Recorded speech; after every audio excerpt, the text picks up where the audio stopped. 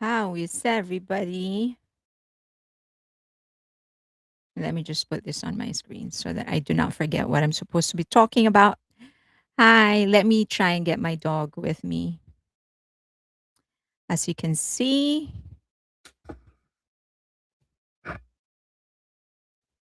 oh, I can't see him.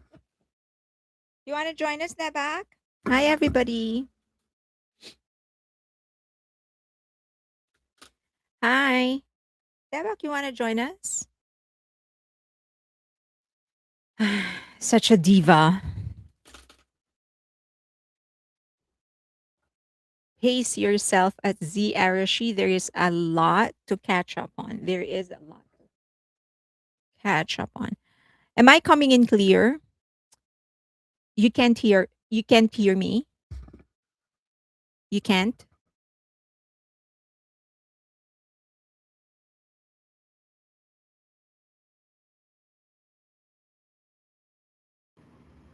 You cannot hear me?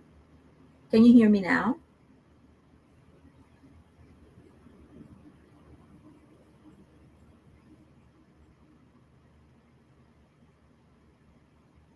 Okay. Let me try one more time. How about now? Can you hear me?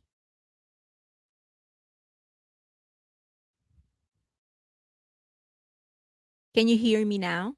I changed it back to this mic.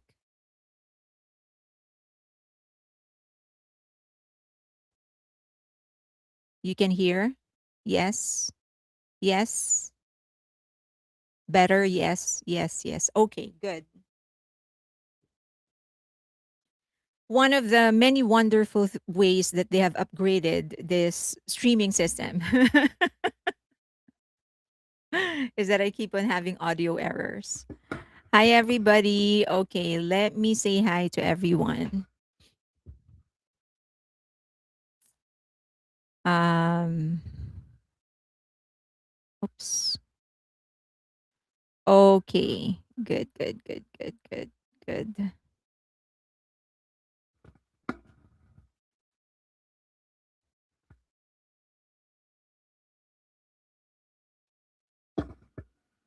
Okay.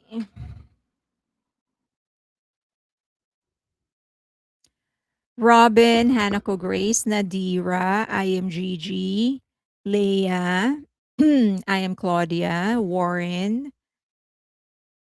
My dog is here finally. Come here. Come on. Come on.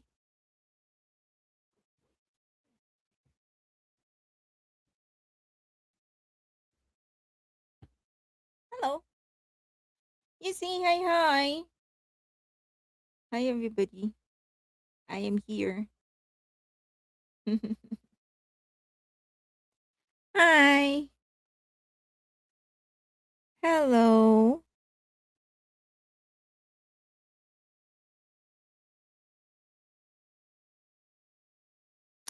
He needs to get a haircut before he sees you guys so that he's cute. What do you think, Deva? You wanna get a haircut before you see them?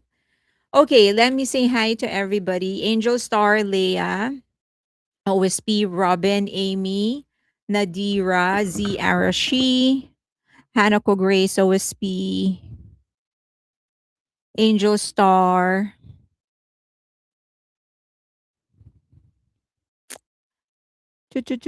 Reg Pair,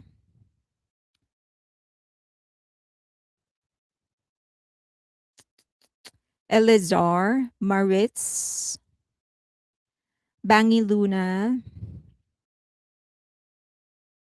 Nadira, Norwegian Wood, Alta 4444, Andy Big Night, Moonchild,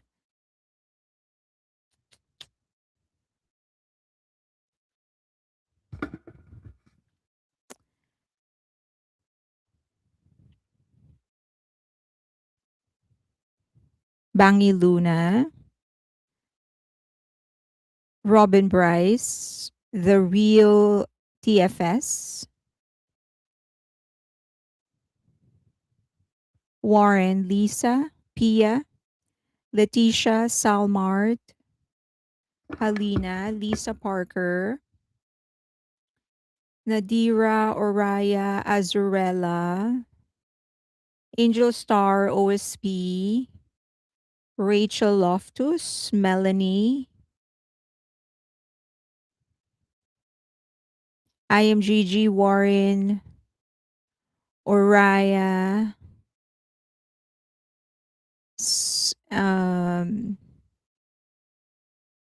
PZ48128. Hello, Ate. Hi, OSP. Ate is older sister. Um, now I sound far away. Amy C, Pia, Rachel, Brisa, Lisa Parker, Emily, PZ48, Anna, Christy, Ann Hart, Pia, Just the Tea Please, Angel Stars on Twitch, Robin Carr, Reg Wong, Hanako Grace, Danielle, um, Min Suga, Z Arashi, Doll Baby, Alta 444 Terran, Norwegian Wood, Doll Baby, Nadine, Simply JJ, Mycel, Ophelia, Lady Spidster, SG0212, Arlene, Taryn, Rachel Loftus, Amy C,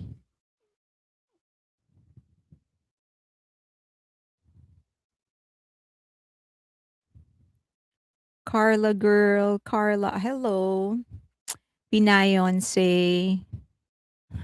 I can't forget what Pinayonce said the other day about Mr. Lee. Okay. Hello, everybody. I'm going to cover the first Japanese music festival on Sunday. I don't know if they're going to allow me to live stream at least part of it. If they do, then I'm going to live stream part of it just to show you like what's happening.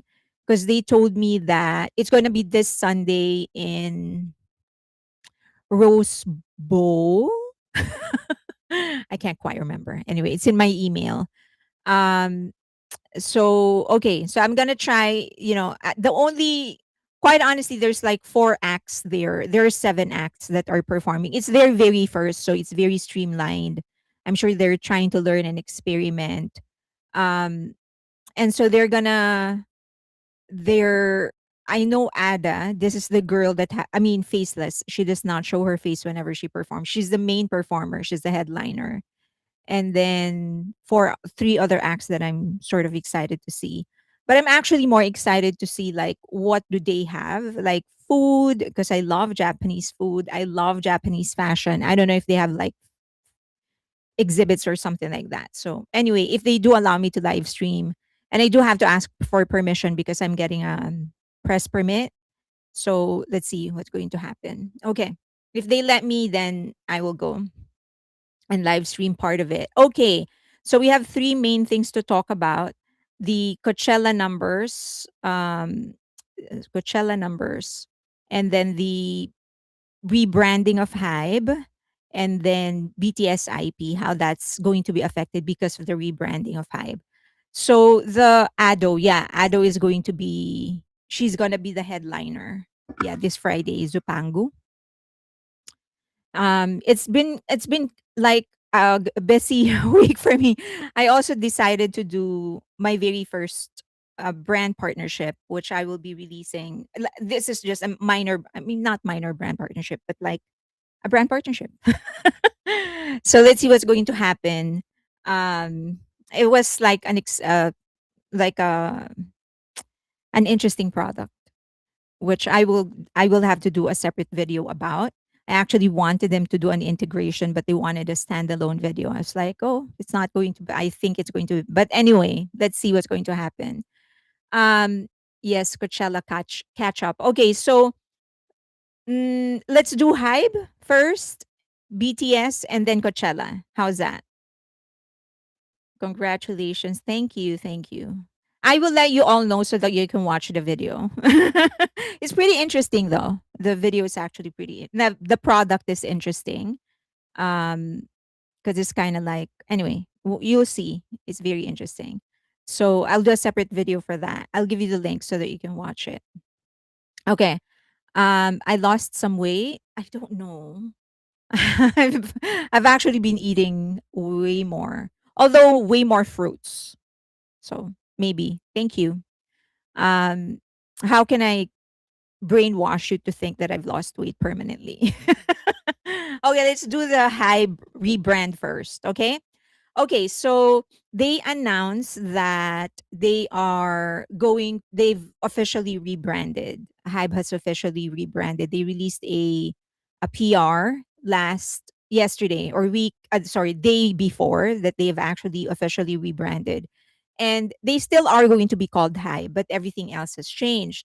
And quite honestly, I have expected this the moment Min Hee Jin left because let's admit it, the We Believe in Music was a downgrade from, from Music for Healing. And I thought it was the moment that you went out, and many armies actually sort of shared the same thing, that it just didn't make sense. Like We Believe in Music didn't make sense from, if you look at the direction as to where Hybe was going. So anyway, we're going to discuss all of that. And then the other thing is that I just felt like Hybe didn't want to use something that was created by the person who's creating this much mess in the company. So I kind of expected that it was going to happen. And usually when you're rebranding a major company like Hybe, it doesn't happen overnight. So I knew that it was going to take some time. It really does take, if it's a major company, it's going to take not just the slogan, but the actual company they're rebranding. um, okay, so I knew it was going to change. All right, so this is now the official thing that you're going to be seeing in front of Hybe when you enter, and this is going to be the symbol that you're going to be seeing in most of the things that they will be releasing from here on. Now, um, if you would remember, it used to be Hybe. There's an H. It's kind of like this. There's an H, and then there's Hybe, and then We Believe in Music. That's usually how they do their logo whenever they announce any kind of partnership, whenever they create something. This is how they lay out their logo. Okay. So now they're saying that in the press release, they indicated that they're not getting rid of the mission or the tagline, but that they're going to streamline the representation of the brand in bigger releases, announcements, and other products by just using Hybe and the letter H or the letter H. So it could just be H or the word Hybe, but the tagline is not necessary anymore for them. Okay, so they said that the change is intended to create a cleaner visual identity and more clearly representing Hybe's expansion beyond music. Now, a lot of people are going to say, "Oh, it's just a logo, it's just a brand." It's actually one of the most important things that you can ever get into a company, the brand, the face of the company. It is not the most important thing, but it's one of the most important things that you need to get to sort of organize when you start the company. In fact, this is one thing that you kind of want to get out of the way: your logo. You want to settle into something concrete and something streamlined very early, because you don't want this to get in the way of your business, of your core business and other activities. So you want to get this right, right from the get go. And so the mere fact that Hybe has in fact gone through two rebrands already. So the first rebrand was from Big Hit to Hybe, and then, well, three now. So from Big Hit to Hybe, and then Hybe to We Believe in Music, and then Hybe to just Hybe now. So that's two rebrands, right? Three rebrands. So that's kind of like a lot for a company already. But I think streamlining it this way would actually be better for them. Okay, so they're getting rid of the We Believe in Music altogether. They're not going to be using that anymore. They have a new tagline, which is their mission statement as well. So they've taken that out. If you go to Hybe building in wherever, Japan, Santa Monica, in Seoul, you're going to see just Hybe. Okay, don't blame them. They need to get out from the black cloud overhead. Of course, I knew they were going to do that. Okay, so um, why? So a lot of people are questioning why. Why do they need to rebrand and streamline this? Okay, many people don't know this, but a lot of brands would usually start with a logo that represents clearly and states clearly what it is that they are selling. For example, Apple didn't start as Apple. They actually started as Apple Computers. The very first iteration of Apple's logo actually indicated Apple Computer. The same thing is true with Nike. It used to say Nike shoes. And the swoosh used to have the Nike word, the name Nike in them. So when they rebranded, they streamlined it by one of the ways that they did it was by removing the words. Okay, so for example, for Apple computers, this was their very first logo. 19 BC. This is how their logo looked like, Apple Computer Company. And then shortly after, they got rid of that and then they changed it to this. So with a rainbow and then Apple Computer on the bottom. Okay. So this is closer to what they have right now, but you can still see that it is very much dated, right? You look at it and you know that this was done in the 70s and the 80s. It's very much dated. Okay. And then the other thing is that they wanted to make it clear and they wanted to make it known that they create Apple computer. So, and at that time, I don't know if you remember the Super Bowl commercial that they had. They were actually advertising desktops, Apple desktops, iMac. Remember that? So now they're so known for phones and for MacBooks, but back in BC, it was actually a desktop that they were known for. That was the very first thing that they launched. Okay, and it was very, very colorful. Um, this one looks like an alcohol label. It looks like an alcohol label. Okay, so from here, then they now came to the current logo that they have, which is very streamlined. It's just an apple, either silver or black or white. Those are the three colors that they play along. Okay, that they play with, or the not really play with, but they use. Those are the three colors: white, black, and silver. Now Nike was kind of the same. They actually had an earlier version of this, which actually which showed Nike shoes for a very short time. And then by 1971, they changed it to the swoosh and then the word Nike. And then eventually they put the Nike word on top of the swoosh and then eventually put it in a square and then eventually took the Nike word altogether and stayed with the swoosh. Now, you can use you can use the swoosh all by itself. You cannot use Nike all by itself. If you're using the brand of Nike, of the logo, I mean, if you're using the logo of Nike, the swoosh has to be there. The the word Nike doesn't have to be there. But because the logo is now so recognizable that it doesn't matter. You don't need to put Nike in there. You'd know that it is from Nike and you know that they are selling shoes. Now, they have since expanded to other things. They now sell gears, jackets, clothing, and then other like sporting gears, but they're still very much known for their shoes. Okay. Someone was saying the college student that designed this was paid $30 for the swoosh. Yes, she was paid $30 for the swoosh. When started growing, they came back to her and actually gave her a little bit more money, but still not as much as she should have gotten had she known that this was going to be as big as it is now. So, but yes, initially she was paid $30. If you want to sort of really look into the history of Nike, if you're like conscious like that, I would suggest watch um Nike Air, I think is the title. This is the movie this was about the mother of Michael Jordan. It was actually about Michael Jordan, but the story was kind of centered on the role of the mother in striking a deal with Nike. This stars Ben Affleck and Matt Damon. I would highly, highly suggest that movie. It's very good.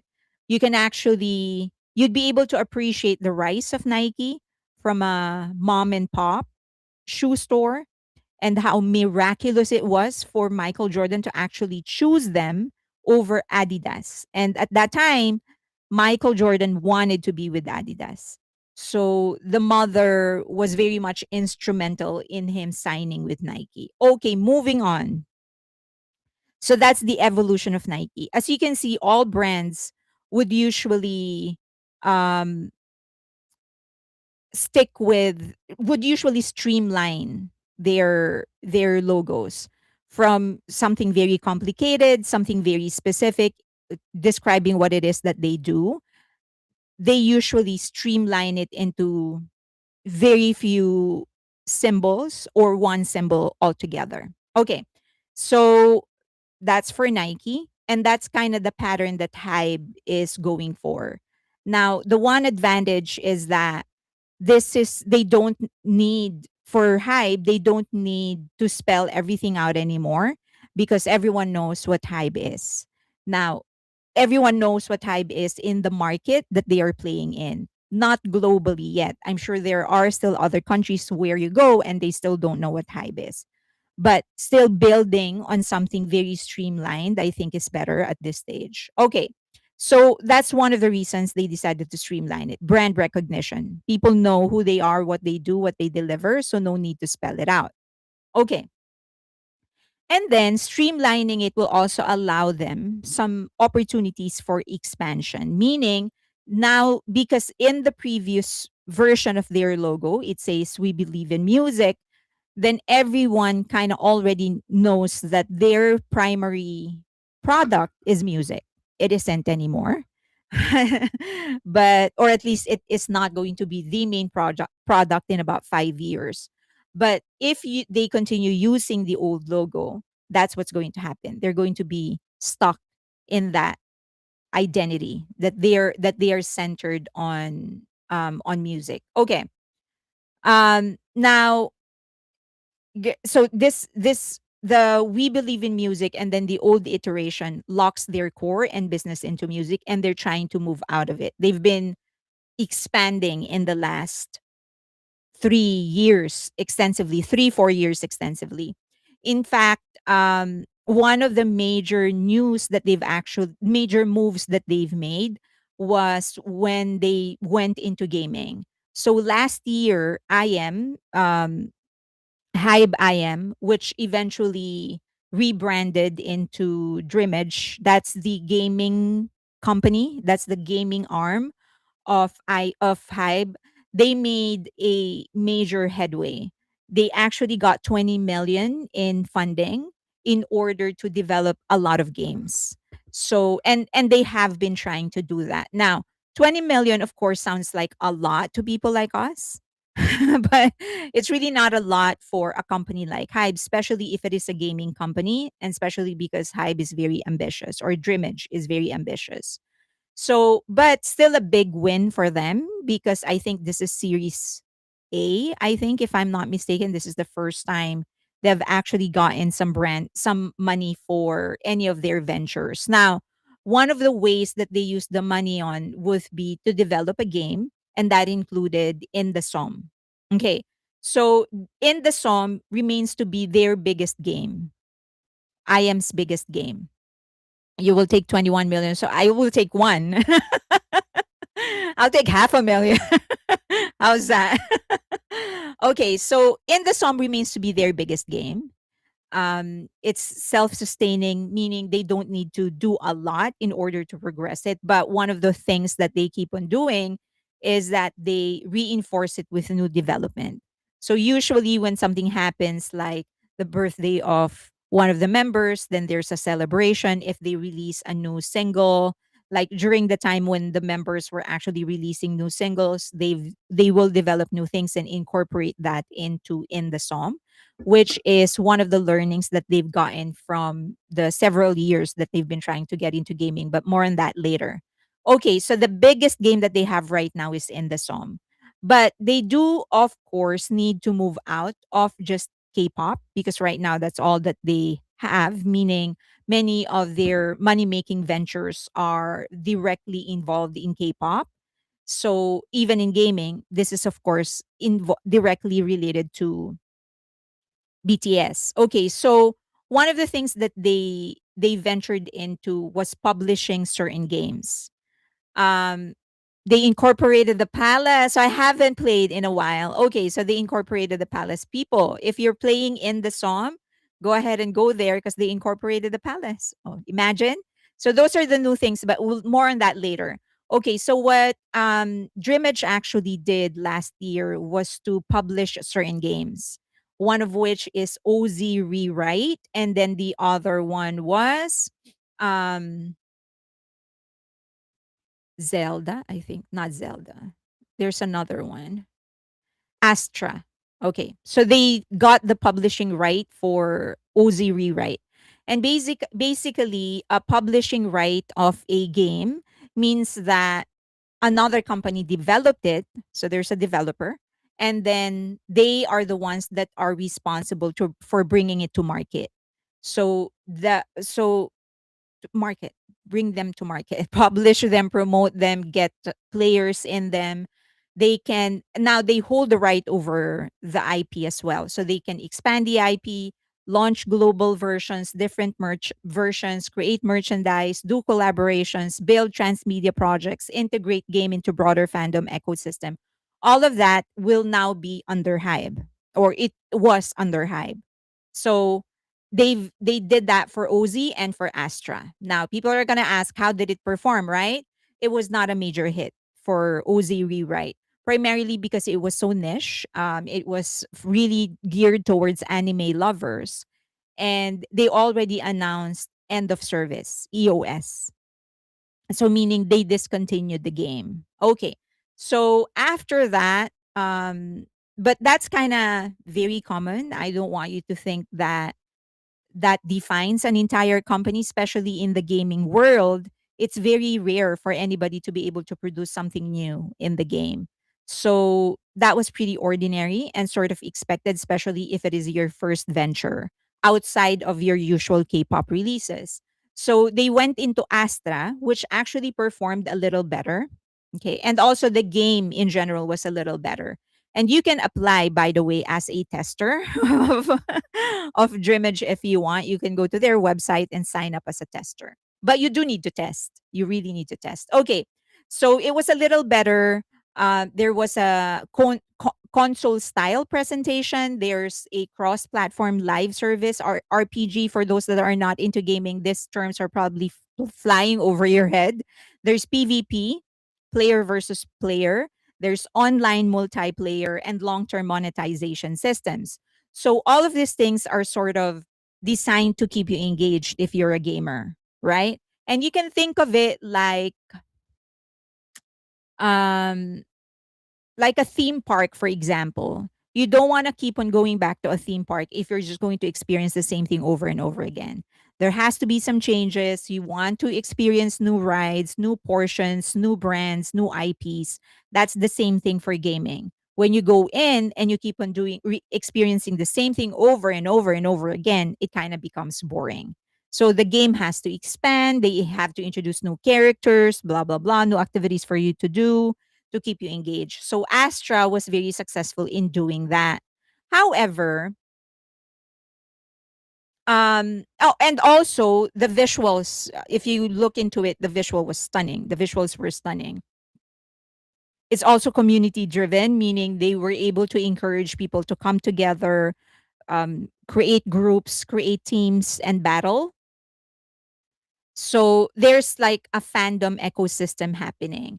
So even critics actually admitted that the visual design was actually one of the strongest ever assets of the game and just one of the strongest ever that they have ever seen. And during the testing period, the game reportedly entered the top 50 played games. So it was actually better, way better. So it's an improvement from OZ to Astra. It was an improvement. Okay. Now, the problem is that it's the reinforcement. This is what I was talking about. If you get into anything, you want your experience to kind of grow. So once you create a game, you don't just sit down and monitor the errors and whatever the bugs. You also need to expand that. Okay. So you need to make sure that you're feeding them something new. You expand the map, you introduce new characters, you introduce new features, new challenges, new armors, whatever. That's why Xbox games, NBA 2K games, all of them keep on tying up with other brands and introducing new features in order to keep the users engaged. And that was one thing that was missing in the games of Hype. They don't reinforce it. The only game that is constantly reinforced is in the SOM. So like for example, someone just mentioned that hi Jazzy. So someone just mentioned that they incorporated the balcony. So then it's going to encourage people to go back and look at that. As I've said, I haven't been there in a while, so I don't know if they incorporated Guangwamun. Probably, if they incorporated any of the Arirang elements in there, most likely. But it keeps us engaged because now, because you told me that they incorporated the balcony, I want to go back and play again because I want to see how they actually did it. So that is the one thing that was missing in Astra. There was no constant or regular upgrades. They did not introduce a lot of new elements. So it became boring for a lot of gamers. Now the other thing, it is very obvious that as they do all of those things, the one thing that they want is to learn. Hybe is trying to learn. And if you would remember when they were asked about the new groups that they are going to be launching under Hybe India, the label, the CEO actually said, we don't have any plans right now. We want to learn first. So it seems to be their model. If you look at Hybe and how they do their business, they usually get into a market and they learn first. So, for example, in the US, it took them a while. Well, actually, it was pretty fast. They got into the US market. They built Hybe America, and then they partnered with Geffen, right? And then with Geffen, they launched their very first girl group, which is Cat's Eye. And then they are learning from Cat's Eye. They now launched Saint Satin, something like that. The second girl group, composed of the three members that they turned down for Cat's Eye plus one new member. So that seems to be the model that they have. They'll get into a market, partner, do minor projects, partner with major players, learn from them, and then go solo. So this is the same pattern that they're using for gaming. Okay. So some of the major criticisms, because there was no reinforcement or no regular updates or upgrades, the game became repetitive. It was for you to go up, for you to get to level up, it's a grind. Like it's so hard to level up. That's one of the feedback of the players. And then the combat wasn't so exciting. So a lot of your oh, thank you. The hat. So a lot of players actually like exciting fight and battles. I know that for some of you, you don't like violence or whatever, but a lot of popular games are actually based on fighting, on battle. And this one, they said the battle, the combat wasn't really good. Um, so therefore, it resulted to some retention issues. So the players kept on they just stopped playing because it was getting boring for them. Okay, so but Hybe, as I've said, was clearly learning things. So they wanted to sort of get to know what kind of games actually click, what kind of visuals people actually go for, how they how they could develop an online community within the gaming system, and how they can play with the different IPs that they have and create new ones in order to expand. Okay, all right. Um, so the new vision, so that's one of the examples to demonstrate that that Hybe has grown. They are expanding, the business is expanding. That they're not just limited to music, they're also getting into gaming, which is really isolated. It's so detached from music. Now, they change their vision and mission statements. Now, the vision and mission statement are two different things. Vision is the destination, mission is how you get to your destination. Okay. So the vision, this is what they envision themselves to be once they are successful, is to become a global entertainment lifestyle platform or company based on music and technology. So it's loaded because they're saying that they're getting into entertainment, lifestyle, platforms, and there are two things that they want to incorporate. Sorry.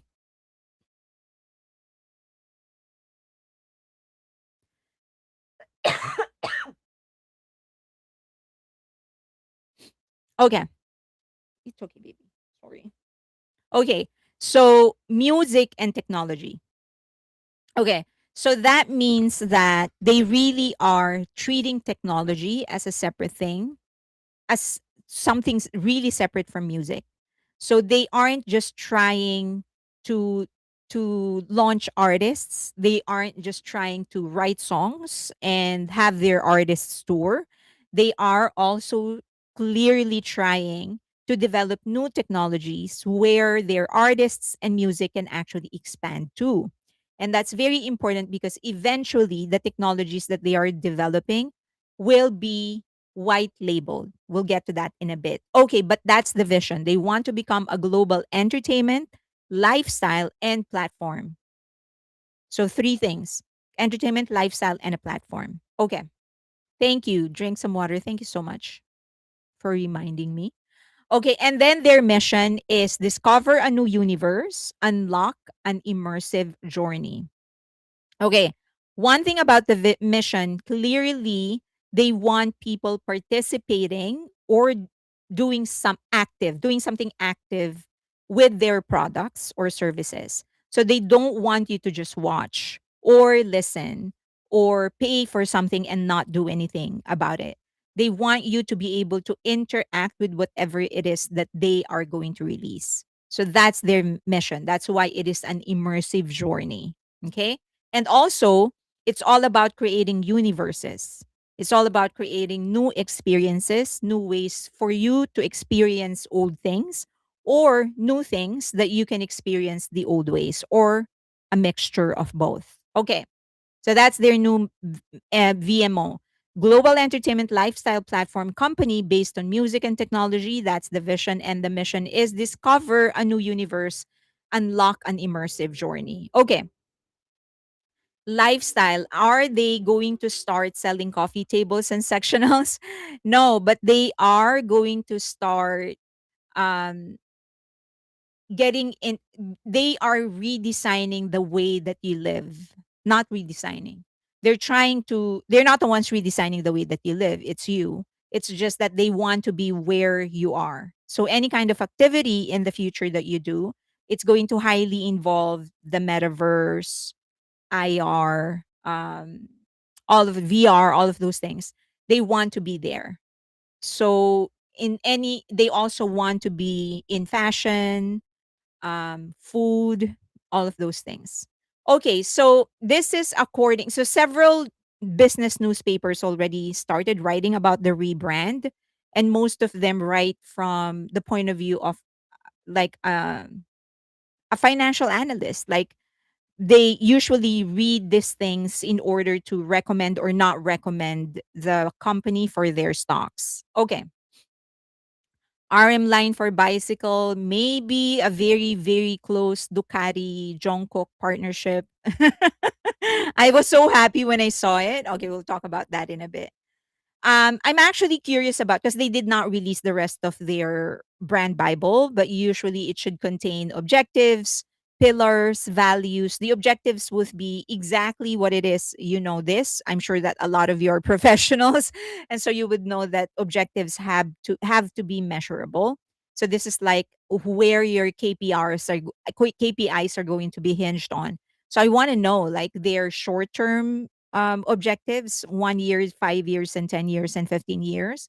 I want to know their pillars because I want to know specifically what technologies, what products and services they are going to be developing and how they are segmenting those. And I want to know their values because the values would dictate how they're going to be doing their business as they try to reach their vision and do their mission.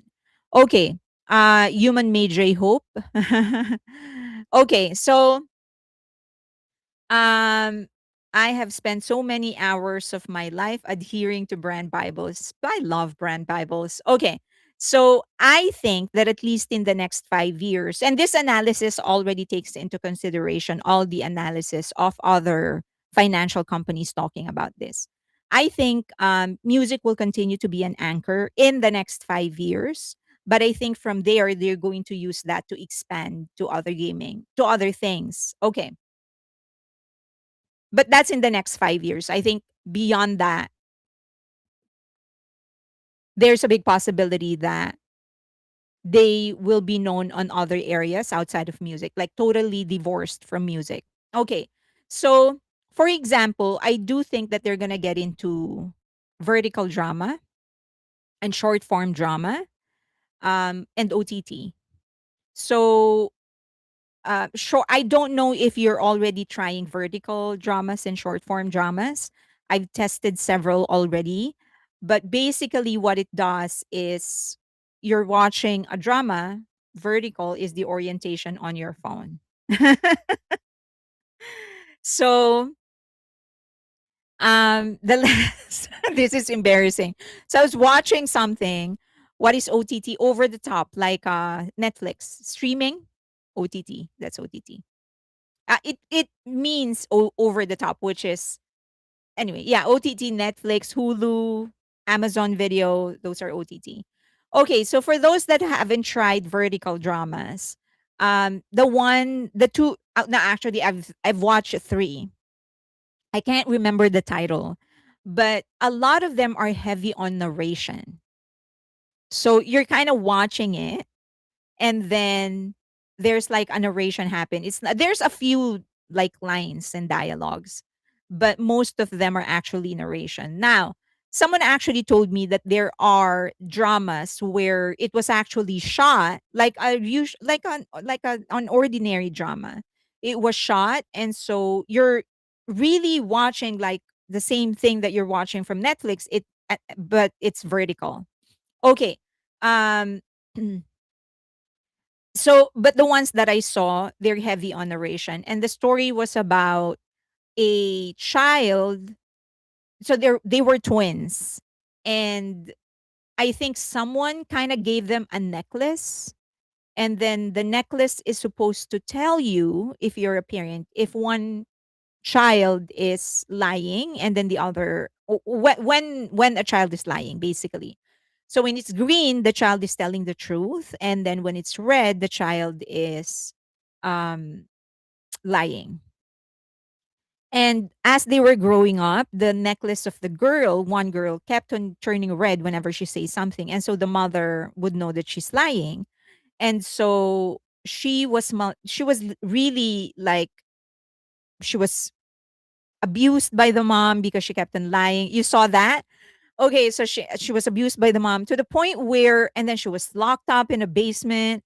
And then, but on the other hand, because the other girl, kept on telling the truth because the necklace kept on showing green, she was favored a lot to the point that the girl, the one that kept on lying, um, was left in a basement, and she actually passed away in the basement. This might be I actually found it funny. I had to finish it because I was like do observing it, like reviewing it.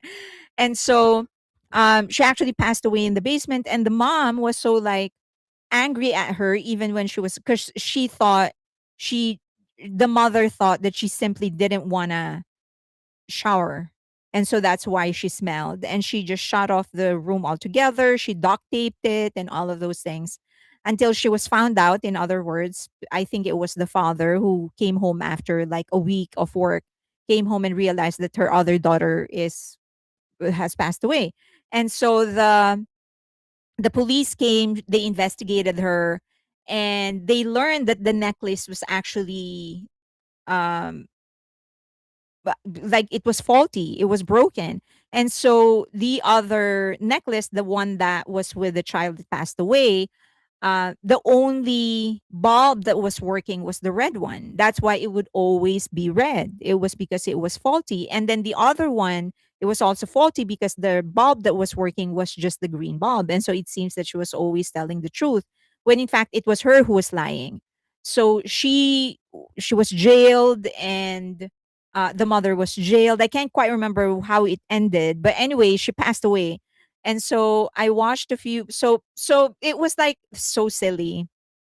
But if you're like, if you don't want to think, you just want to, what drama is this? I cannot quite remember. The child who was, I can't remember the title.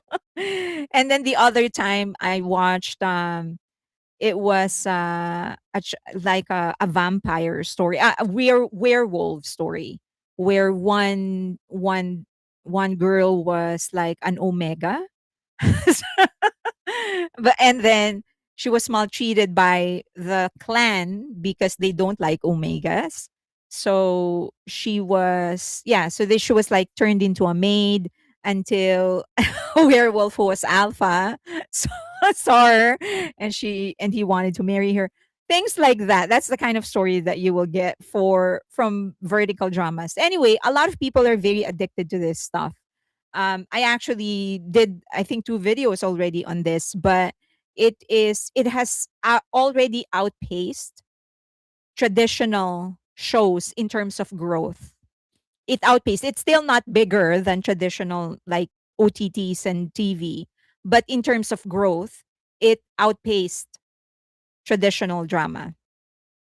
So they're so addictive because they are all cliffhangers. Yeah, each time like an episode ends, there's a cliffhanger, so you kind of want to see what's going to happen next. Now the Alan universe did both horizontal and vertical versions of his drama, the ones that he posted um on his YouTube channel, and now Hybe partnered with him. Now it's kind of different because what they want is for him to launch a show, and then like have write episodes, like write a drama, and then from there build a band. So it's kind of like High School Musical or something like that, but instead of it being like purely fictional, the ending of his drama would produce an actual group, an actual co-ed group that will tour, like they will become a band basically. But I do think that this is the future. One of the things that Hybe is going to venture into vertical dramas and short form dramas, uh, primarily because the production cost is actually very low. A traditional Netflix series would cost you what, 30 million? In here, you can shoot an entire series for 100,000. So imagine the difference. They can essentially create what, 100 of those dramas for the 30 million that they will. So it's like that. It's night and day. It's like so. So yeah, most likely a real life KDP. Yeah, a real life Korean K-pop Demon Hunters. Yeah. So I think this is one of the things that they're going to be venturing into. It's not going to be marketed to people like us because we are not the market clearly, but most likely younger people, TikTok people, those who don't have the patience to sit through an entire season and then be left with a cliffhanger and then wait another year for the continuation. So I don't know if it is going to be Allen that they will be partnering with. But I do think that they're going to partner with a company that is already doing things like this: vertical dramas, short form dramas. So most likely that. Um so they might do OTT, that's straight to streaming, straight to Netflix, straight to Hulu, and I think the reason they would explore a lot of these things is the IPs that they have. So we know that they have a lot of IPs, extended IPs. Wayang Yonhwa for BTS, Blood Moon for ENHYPEN, Dark Moon, sorry, Dark Moon for ENHYPEN, and then you have ILLIT's lore, and then almost every group under them, they actually have an IP. So there are a lot of characters, a lot of narratives already laid down. They just need companies that would actually develop all of this narrative. So most likely, one of the things that they will venture into would be partnerships with companies that can develop the IP. Okay. So they can either do a straight up partnership the way that they did with Netflix. My dog wants to go down. Okay, baby. Saying bye bye. Tell them please wait for me in Vegas. Say bye bye.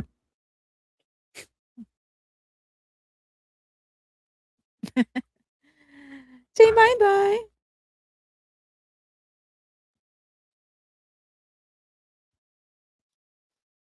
Okay. Say bye bye.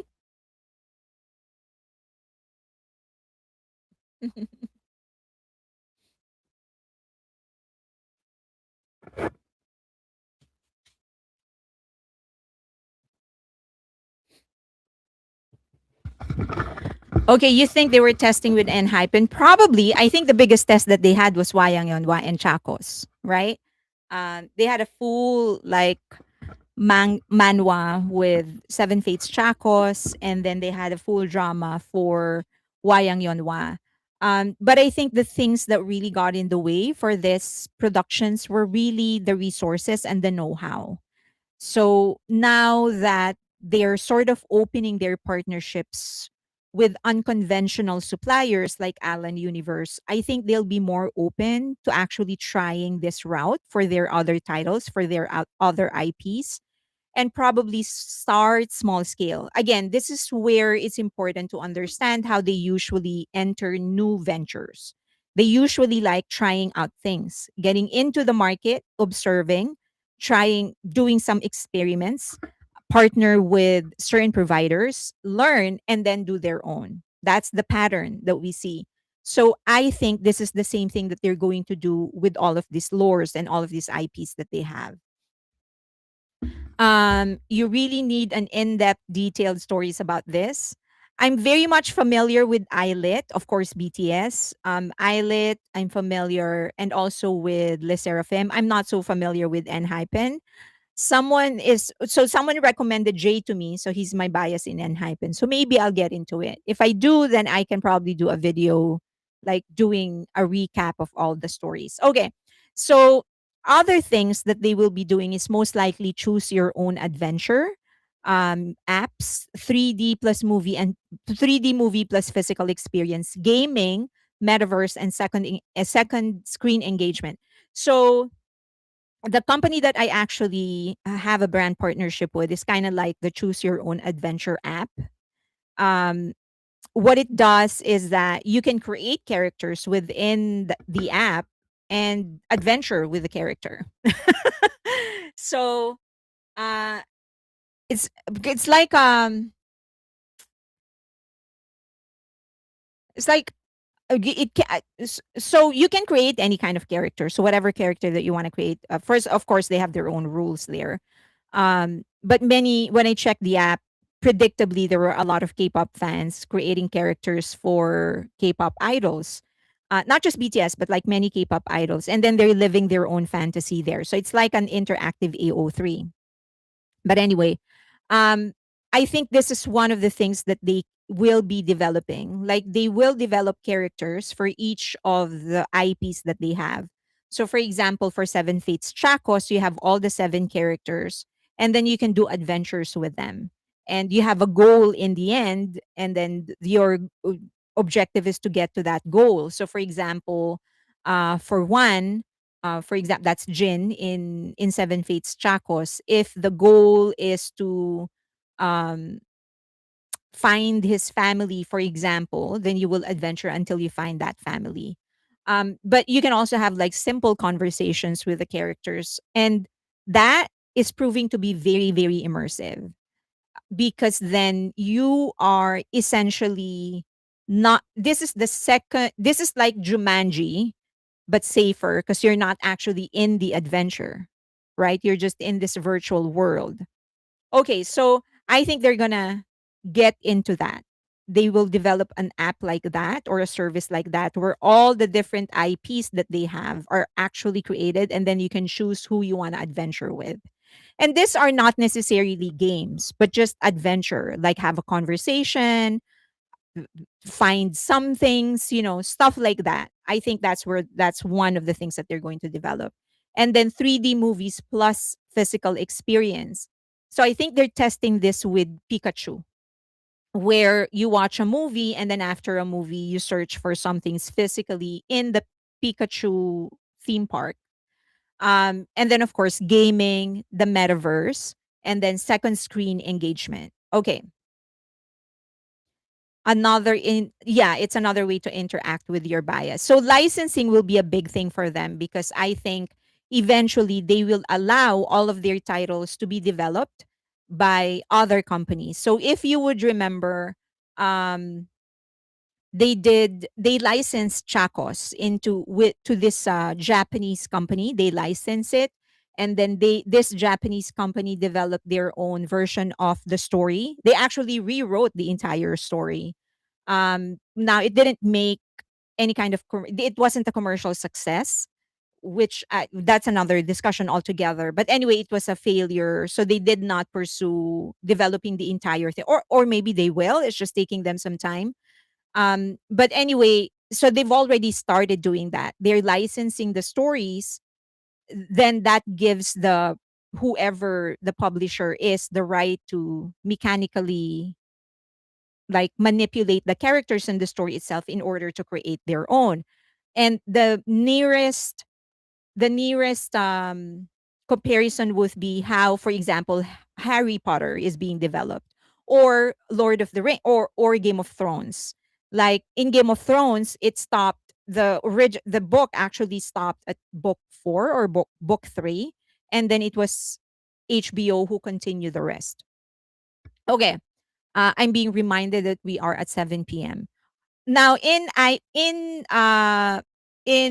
YouTube. Thank you for reminding me. Now in YouTube, creators are actually now allowed to remix someone else's video or someone else's audio. So from long form to short form, or from music videos to short form, we can actually take anything.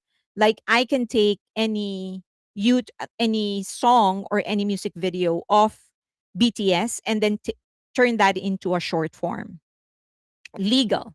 Now the earnings will go to BTS, but I can do it legally. So they are already setting it the platform in order to make everything digital. All the um all the transaction will be digital, meaning I don't need to go and talk with Hybe if I want to license the content of BTS. Um so this was actually an announcement back in 2024 telling creators, hey, you can remix now.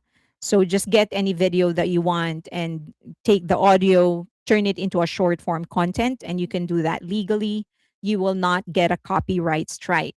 But in using full songs, you still have to go through traditional means. If I want, for example, This is just an example. If I want to extract the vocal line voices for, I don't know, like Into the Sun, for example, for the song Into the Sun, I want to extract the vocal line, their vocals only, and put that somewhere else. I'm still going to have to go through the traditional channel. But if I want to turn it into a shorts, I don't have to go through traditional channels. Um, so I think eventually they're going to streamline the licensing, meaning they're going to allow anybody to remix any of their songs, with, of course, with certain rules. But I don't need to go to the lawyers of Hybe in order to do that. I just need to go into a platform and then make sure that all of my credentials are there, and everything is going to be executed through a smart contract, meaning a digital contract where you don't need the lawyer. Everything is just marked. So everything is digital. The way that this contract was sent to you, you sign it, it is sent back, and then you receive the master, all the elements separated, and then you can do whatever you can do, things, of course, within the rules and regulations of Hybe. Now what that is going to do is turn the product itself into an NFT. So if I, for example, if I want to remix Hooligan, so I sign the contract, they give me the conditions, and then they give me the product. It is in the form of an NFT. So meaning it is, everything is identifiable to that product. So whatever it is that I do with it, if I use it in the future, they'll know that I'm using it. So they can collect the money right away. So that's what an NFT is. Okay. It's unique. Um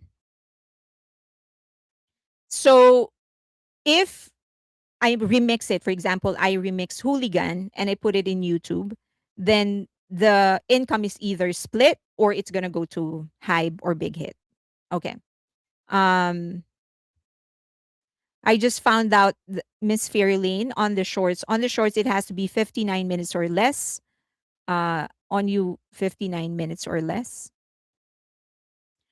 I thought RM was particularly against NFTs.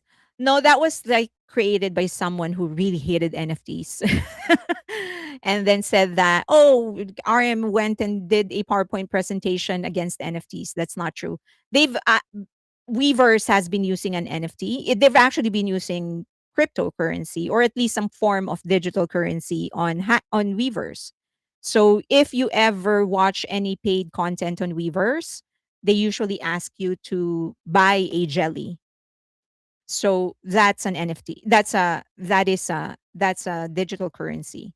So they can't. There's no gate. There's no escaping it. Okay. Um. So I think all characters of all of their IPs are going to be tokenized.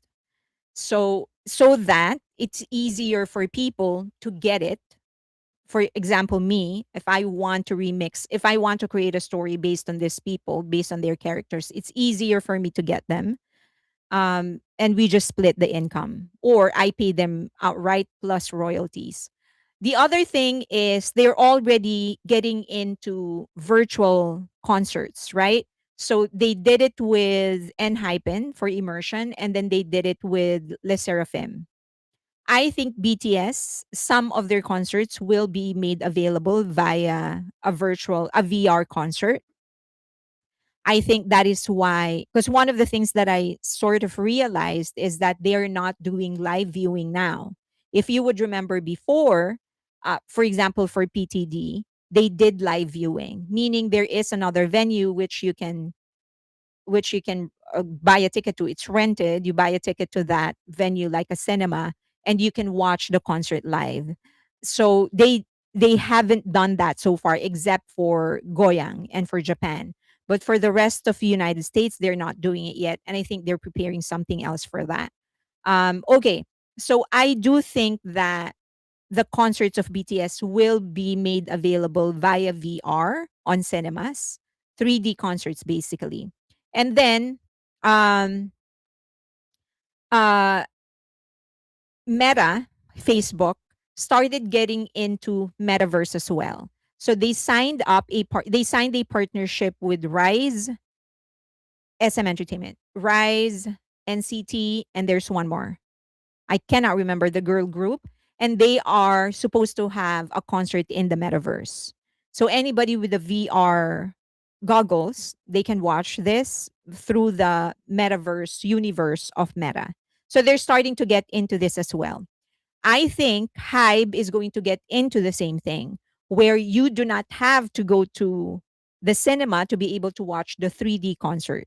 You can just stay home, wear your goggles, and then experience the concert. And then eventually, it's not just going to be a concert, but actual universes of the different IPs. Okay.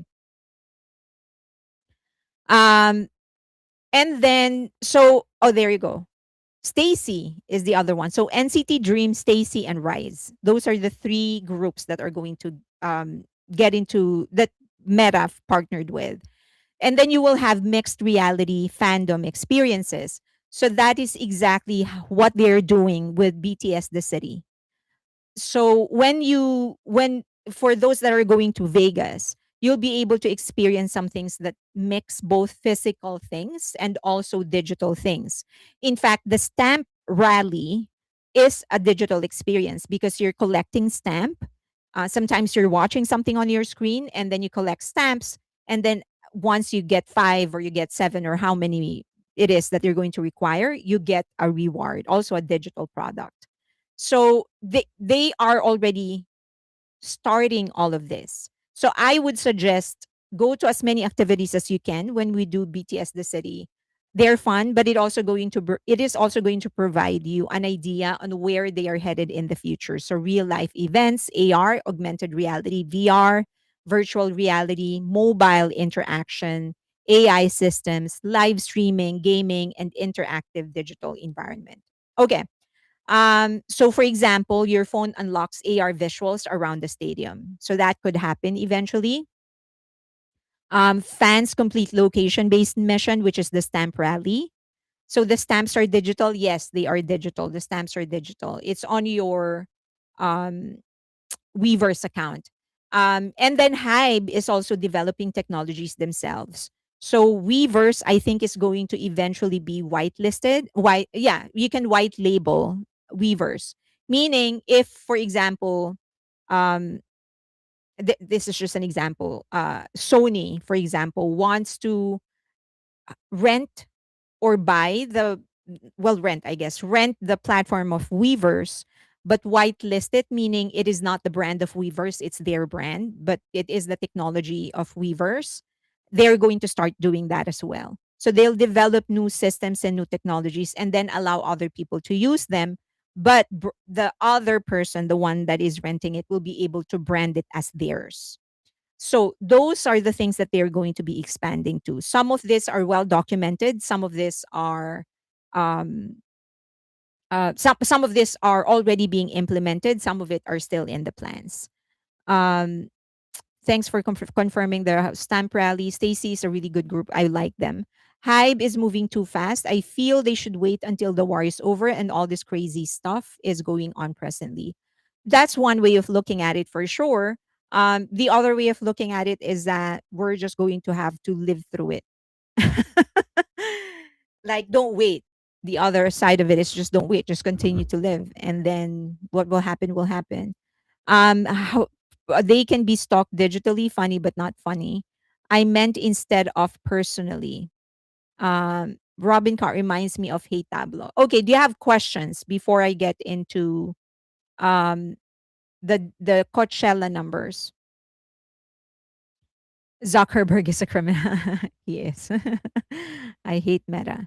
Okay, Jelly. I wonder if there will be regrets like Taylor.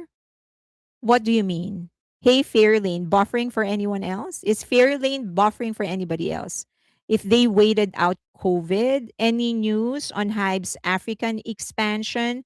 No news yet. I know that the African expansion was actually brokered by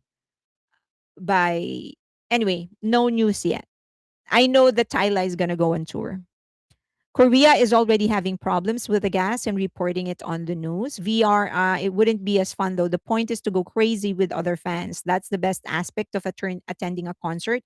Correct. I absolutely agree with you. There are casual fans though. Those that just are like this is an entry point. It could be an entry point, for people who are just curious about BTS and um they don't have that in them yet, to they don't have as much commitment or loyalty to the group yet to go to concerts. So experiencing them via VR would be a nice first step. And then of course the Gen Z. You have to think about the Gen Z. This is Gen Z and Gen Alpha, they're completely different animals. Completely different animals. In VR, you can go on stage with the artist, correct? Any rumors on the BTS activities in the US?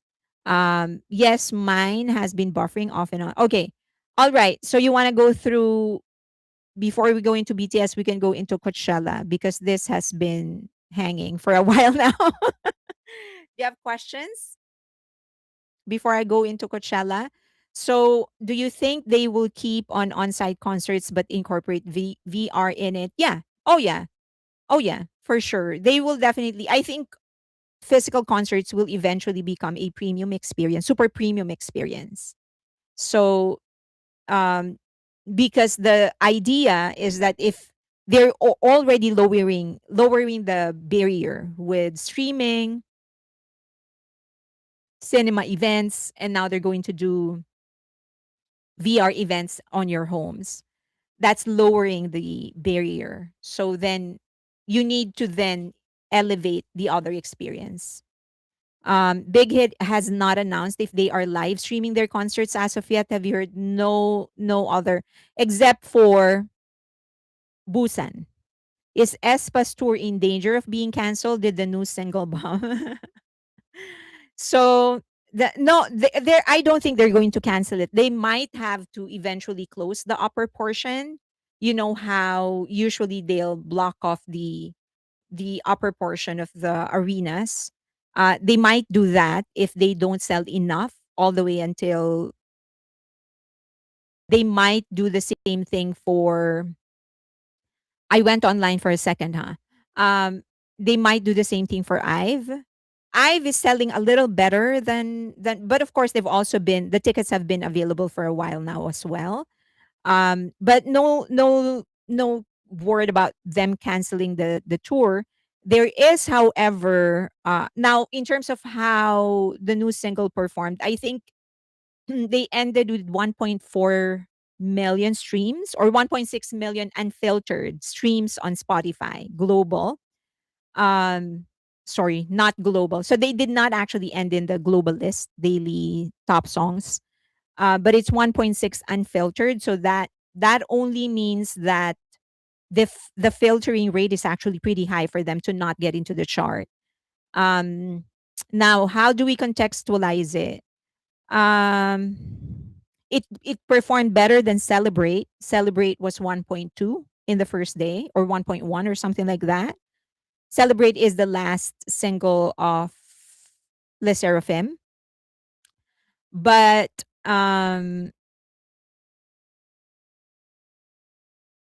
it's a collaboration. So I think it's better to compare it with Spaghetti, the collaboration of J Hope with Le Seraphim, and that ended with 3.4 million streams on Spotify.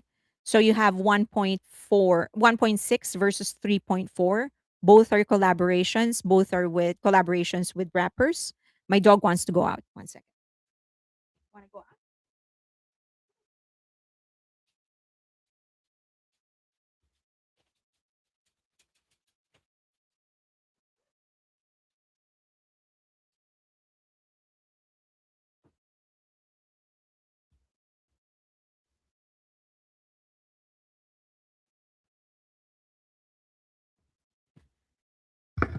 Okay. So real streams or bot streams? Uh, it has a high filtering rate because it did not end up in the daily streams, top daily streams of Spotify Global. So there you go. I love the Seraphim, but I wasn't vibing much with Celebration. I'm looking forward to the full album. Boom Pala actually sounds pretty good, yes. So I'm looking forward to that as well. Okay. All right. So aside, so Le Seraphim already announced their next world tour. the dates for North America. So they're way bigger than the dates, the venues that they had for the first world tour, which actually kind of made me realize that they're very, very confident. The company must be very confident with this album for, for them to actually book bigger venues. I've been trying to. The key is before you go into another world tour, you should have like a significant amount of expansion, right? When you're going to a much bigger world tour. And so I'm thinking like what did they do after the last album? And I can't really think much. And so I'm thinking like they're banking on the hit of that, they're banking that this next album is going to be a hit for them to book bigger venues. But I don't know. I'm not the one doing feasibility studies with this thing, so who knows? Okay, now for Cat's Eye, they already announced their next world tour. So way more dates, a lot more North American dates. So if and when the final venues are announced, then I'll update you. K-pop Demon Hunters will also be going on tour. That's the only thing that they have announced. They haven't really said whether it's going to be like Disney kind of tour where different artists will be performing different roles in different countries, or if it's going to be a concert, a play, we don't know, but all they said is that they're going to go on tour. Okay. Um is Manok out of Cat's Eye? They have not announced that. No, she's still a member of Cat's Eye. She's still a member of Cat's Eye. Now this is actually to highlight Cordis because they are being in the top 100 of Melon is actually very rare for boy groups. It's way more common for girl groups because they have a better grasp of the GP of South Korea. So for Cordis to actually get into the to reach number one in Melon, top 100, that's a huge thing. So along with BTS Big Bang, NCT Dream, 17, EXO, Plave, Cordis already reached number one in the top 100 of Melon. So congratulations to them. Okay, Anderson, this is just a funny thing. So Anderson Paak released a statement saying that nobody got no money except for Koreans. So apparently, when people ask them for to be a featured artist, they do not get paid an outright money. so so they rely on residuals, which is kind of standard in the industry. But when you collaborate with Korean companies, they do give you a an immediate payment, he said.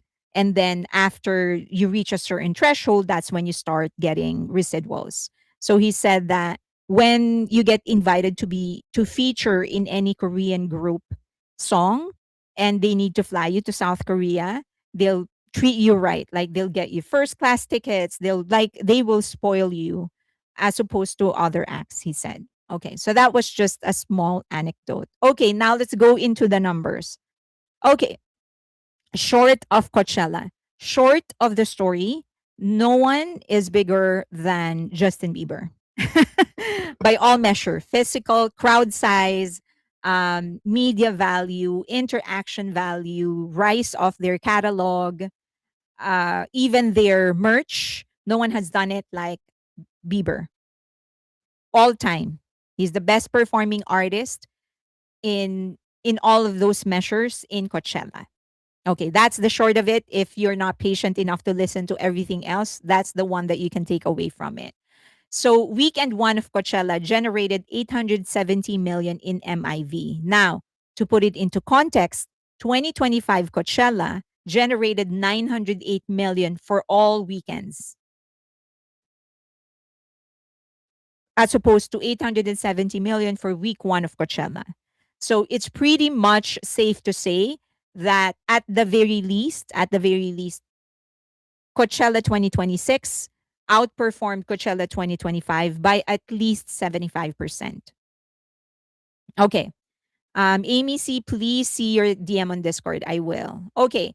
So for 2025, these are the headliners. You have Lady Gaga, Green Day, and Post Malone. Okay, so altogether, MIV for that, according to Launch Metric, MIV for that is 908 million. For 2026, the MIV it is 807 million. Okay.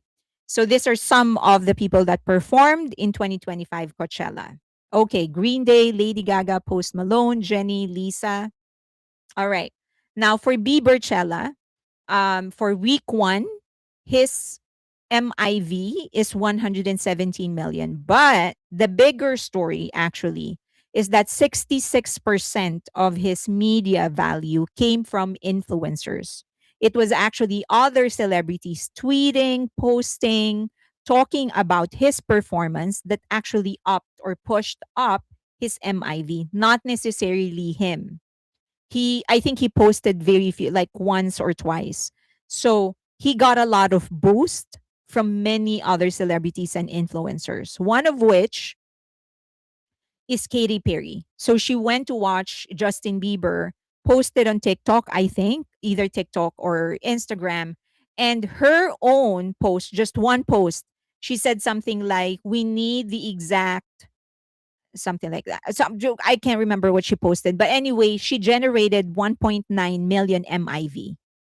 How many weeks does Chella run? 2 weeks. 2 weeks. Now, Variety posted a video of Justin Bieber performing with his younger self. So they edited the clip of him performing with his younger self, and that in itself generated 2.3 million in MIV. Okay.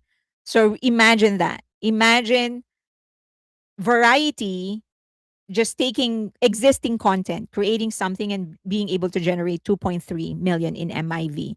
Justin's new album Swag is a great album. I agree. It is actually a good album, a great album. Okay. So, and then there's a lot more that pushed it because a lot of celebrities started tweeting and posting on IG and on TikTok about their Bieber experience. And though all of those things combined accounted for 66% of his media value, the media value of his performance. Another thing that worked for Coachella for 2026 is their partnership with Dior. They had a booth in Coachella, allegedly, but they weren't a major partner. They were a major partner of different celebrities. So they dressed different celebrities, including Carpenter, Sabrina Carpenter. So everything that she wore on stage, it was custom made for her by Dior. And that generated so much media value for Dior. So they got mentioned. I think they put the clothes on sale. And then after that, they also generated a lot. I'm talking about Dior, not Justin Bieber. Dior generated a lot of media value in Coachella because they dressed many influencers, including Kylie Jenner, Kendall. This is Kendall, right? Kendall Jenner. They also dressed Kylie. Billy had, not Billy Hadid. What the sisters, the two sisters. So they dressed them, and of course Hailey Bieber. Okay. So these women actually dominated the influencer category. And because all of them were dressed by Dior, it spilled over to Dior was the main beneficiary of the influence of these girls. Okay. Um is Justin Bieber still under hype? No, he's not under hype anymore. So the four looks collectively, so that is Hailey, um, Jenner, and Hadid and Sophia sorry, Sabrina Carpenter generated 3.6 million in media value. Bella and Gigi Hadid. It generated media value of 3.6 million for Dior. And all they did was give them clothes or lend them clothes. And so 3 million of that actually came from social media. Sabrina's own Instagram post about her clothes was the top celebrity placement for 1.4 million. And Vogue's coverage, because they covered the fashion side of Coachella, they generated 557,000 media value. Okay. So here are the most, now put, just try to remember those numbers because I'm going to compare it to something that will give you an idea on how powerful BTS is in terms of fashion influence. But anyway, so most viewed Coachella performance 2026 on Instagram, still Justin Bieber with 80.6 million. Benny, the girl group from the Philippines, 22 million, 16.4 million in KATSEYE. This is IG, Instagram views. Teddy Swims, 5.4. Moby, 4.4. Temin, 4 million. Pink Panthers, 3.6. Louis Sonza, 3.5. The XX, 2.7. And Givon and Kelani, I don't know who that is. In fairness, the 9 and 10, I actually don't. Well, 8, 9, and 10, I don't know who they are. 2.7 million. So these are the top 10 most viewed on Instagram. Top 10 most viewed on on YouTube. It's still Justin Bieber. In total, he got 141. Benny, 27.6, 9.8 for Justin Bieber and Kid Laroi. KATSEYE, 19.6. Big Bang, 6.5. Sorry, these are per videos, not for all of their videos. Moby 6.7, Carol G 6.6, Temin 6.5, and then Carol G again for 6.4 million views. So these are the most viewed per. So in Coachella, when they re-uploaded the videos, because they took down the live stream, then when they re-uploaded the videos, they were uploading it per song, not the entire set. So what you're seeing would be the okay. Um these are some more performances. Okay, so now these are the top 4 best performing, basically. This top 4 best performing acts in Coachella in 2026 in terms of engagement online. KATSEYE, Justin Bieber, Sabrina Carpenter, and Beanie. Okay, now what about music? It feels like an influencer convention. Okay. So that is what I was actually going to talk about. So if you want to visit the Coachella set, some of the performances, you can just go to the Coachella YouTube channel. You'll be able to see them.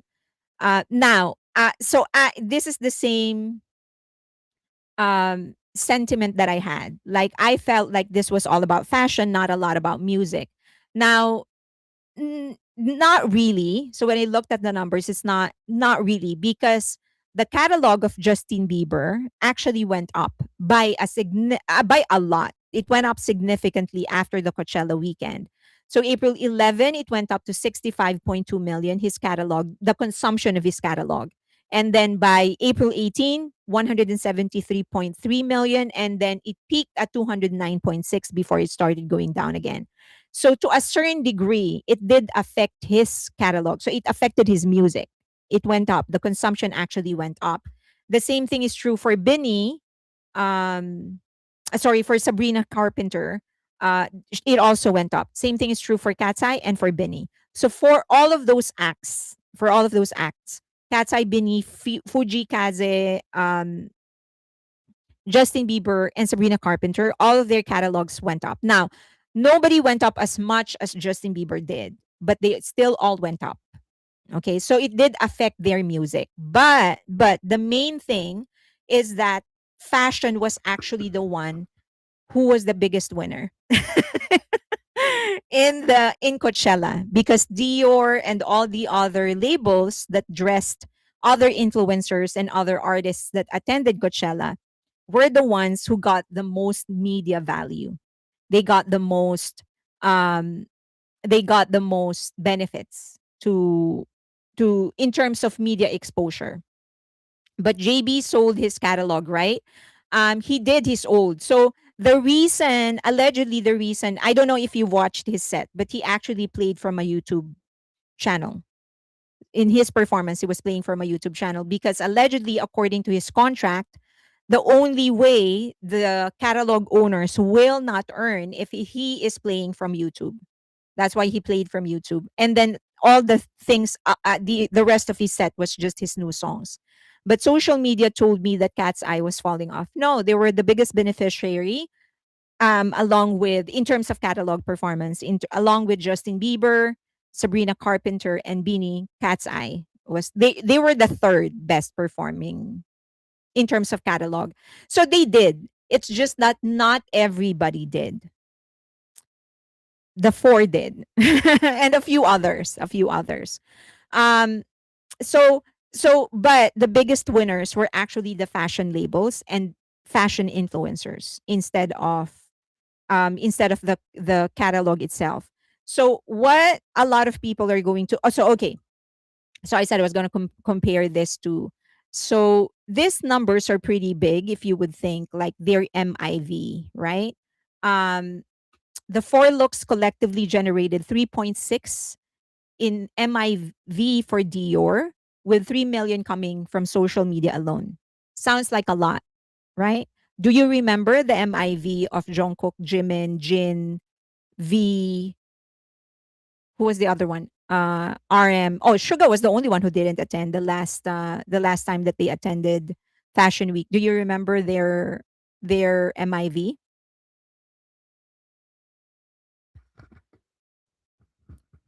Do you? The lowest was 8.5 million. That was the lowest MIV, 8.5 million. So 25 million for, so for for what's his name? Launch metrics. Launch metric. For launch metric, the highest was Jimin for 35.2 million. The lowest was Jin, no, RM with 7.6 million, I think, or 6.7, something like that. And then Jungkook is a little different because he was the only one in New York, and that's a much smaller fashion week, but he did generate 21 million, and he outperformed the entire. So for Jungkook, he outperformed the entire New York Fashion Week combined. So yeah, I think that was what happened. He generated 25 million. And if you combined all the other MIV of all the other brands and all the other influencers, he outperformed the rest of them. Because New York Fashion Week is a much smaller one. The major one is really Paris. Well, Europe. Those are the ones that. Um, yes, correct. Jungkook did not post anything. Correct. He didn't post anything. Yes. So the MIV of Jungkook came from the brand. So usually a brand post will not generate as much like a post from an influencer. So yeah. So he generated 25. So he outperformed the entirety of the New York Fashion Week. And then Jimin posted once, I think 35.2 million. V posted twice. J Hope posted twice, I think. No J Hope. Jin posted three times. RM posted three times, I believe. So even with an impressive 3.6 for Sabrina, who actually performed an entire set, um, she generated 3.6 versus 6.7, which is the lowest of BTS. And they did not perform. So it is a good strategy for Dior to dress Sabrina. I think that's a very, very good strategy for them. They dressed Sabrina, they gave her clothing for the concert, but it is not as impressive as, well, I guess it's a totally different animal. But you could see why there are so many labels trying to dress BTS, because the amount of engagement that they get is just massive. Joyful one, I figured out, but seeing people release all this doom and gloom videos about them since their Grammy nominations is very intentional. Yes, it is. The suits Jimin and V wore are indelibly stamped on my brain. Is Sabrina or Sarah Carpenter? Sabrina Carpenter. Sabrina Carpenter. Yeah, she's the former Nickelodeon. No, the former child star. Yeah, Sabrina Carpenter. She was a headliner for 2026 Coachella. So that gives you an idea on where these festivals are headed. Um, it's going to it's they are losing music as a center the longer they go, and you will also then kinda, you can, based on that number, you will be able to guess where they are headed in the future. Most likely, they're going to repackage Coachella as an artistic festival, not just an art festival, a general art festival, and it's not just going to be um a just a music festival. Most likely they're going to repackage it. That's going to give them an excuse to include other brands and other experiences, not just music. So that I think is where they are headed. They need to start very, very soon though. And I think eventually they're going to relent and actually get a partner in order to pull off something like that. Because they did not sell out in this 2020. They didn't sell out in 2025. They didn't sell out in 2026. So that's 2 years consecutive where they're not selling out the tickets anymore. So um and and and then you have the blue dot phenomenon, the blue dot virus happening in live concerts where a lot of artists are starting to cancel their tours. You can kind of see that there's the outlook is not good. But if there is anybody who has a chance to salvage it, it would be Coachella because they are pulling different artists together in one occasion rather than just sticking with one artist and then selling it.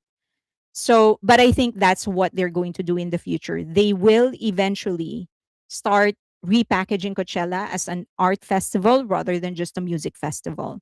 That will give them an excuse to do different performances, get different sponsors.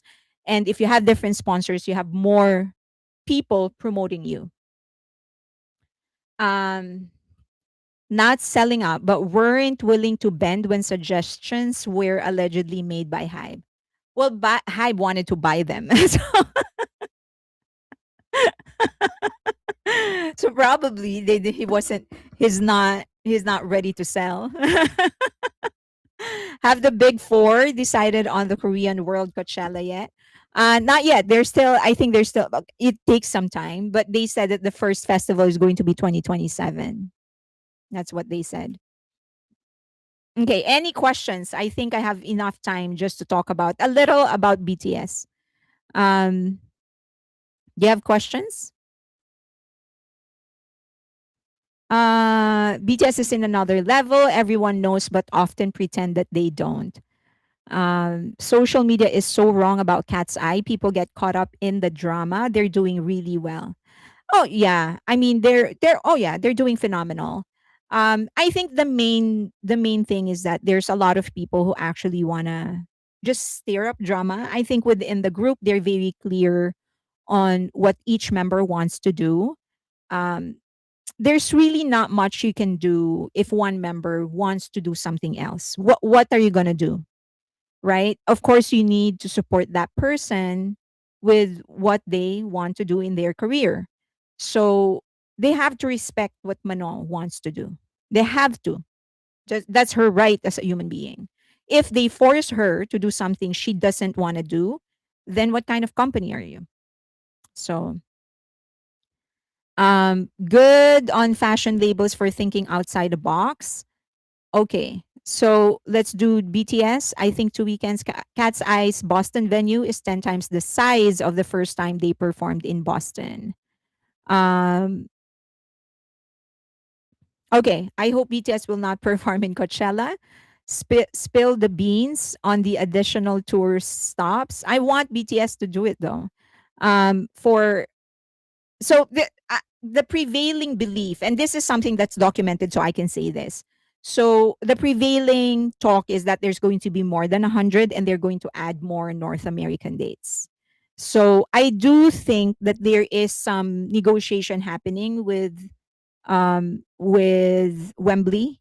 So they're gonna do an encore. So there is a chance they will perform in Wembley. They're so on point. Leave it. Love it. For the Melon Top 100 list you showed earlier, I thought Spring Day and other songs hit number one, but they're not listed. It's not comprehensive though. I just wanted to show like these are the groups that hit top one, the Melon Top 100. It's not comprehensive. It wasn't meant to be comprehensive. Are you talking about this?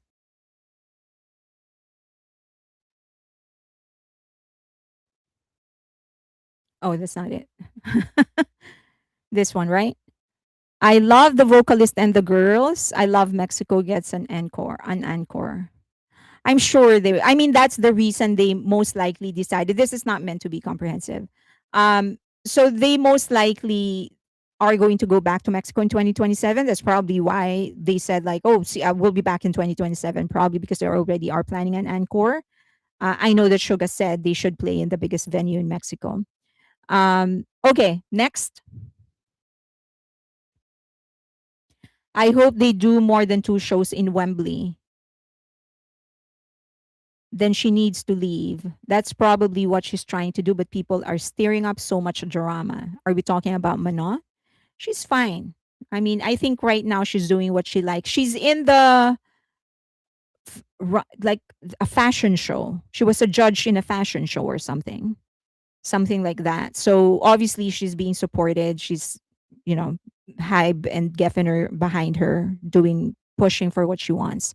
Do you think they will consider Atlanta in 2026? That's a good question. That's a good question. Okay, so just for this is actually kind of related to what I was talking about in the IP of Hybe. So I'm gonna sneeze.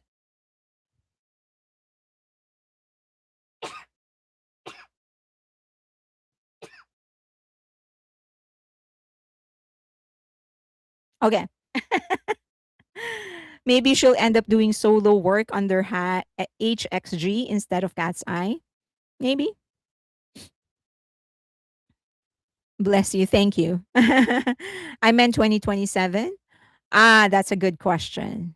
That is a good question. Okay. Let's talk about BTS. Just a little about BTS. Have 20, a little less than 20 minutes. Okay. So this is in connection to what I was actually talking about with their IP. So there are BTS is doing a lot of physical to digital, digital to physical activities, and then offering you rewards for it. And you will experience that in BTS the city. So it's a matter of scanning something and then getting something in return. You have digital stamps, and then there are things that if the plans push through, there are actually digital experiences that you will be able to do, but you do need to go into that venue. Meaning, you still have to physically go to a place, and in that place, you will be able to experience something digital. Okay.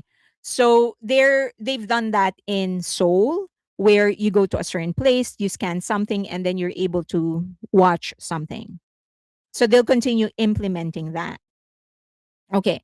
So one of the major inputs that one of the major insights that they got from doing that is how um BT21 has been so integrated with BTS and to the fandom that even when BT21 didn't have any kind of formal partnership with any kind of formal activity related to BTS the city or Arirang for that matter, BT21 was still very, very visible in the space. Okay. So um the problem is that the reason BTS has been pushing Tiny Tan over BT21, like personally pushing, like Hybe or Big Hit pushing Tiny Tan, is that they actually don't own 100% of BT21. They own 50%. They tried to buy this, by the way. They own 50% of it. And but Tiny Tan, they own 100% of it. So they were trying to buy, but BT21's IP is so strong that even those that are not fans of BTS, many people that would buy BT21 products wouldn't even know that this is the characters of BTS. Okay. So that's one of the things that they sort of learned. Now, I don't know if they're actually going to do something about that, meaning if they are actually going to push Line, who owns BT21, co owns BT21, um, if they're going to push them to do more with the IP, meaning do an animation movie. Because right now, BT21 earns a lot from brand partnerships. Okay, these guys are brand ambassadors. And they earn a lot from these brand partnerships because it's usually um royalty. So meaning, for example, if they do a brand partnership with Converse, for example, so Converse will be using their aesthetics, their images, and whatever.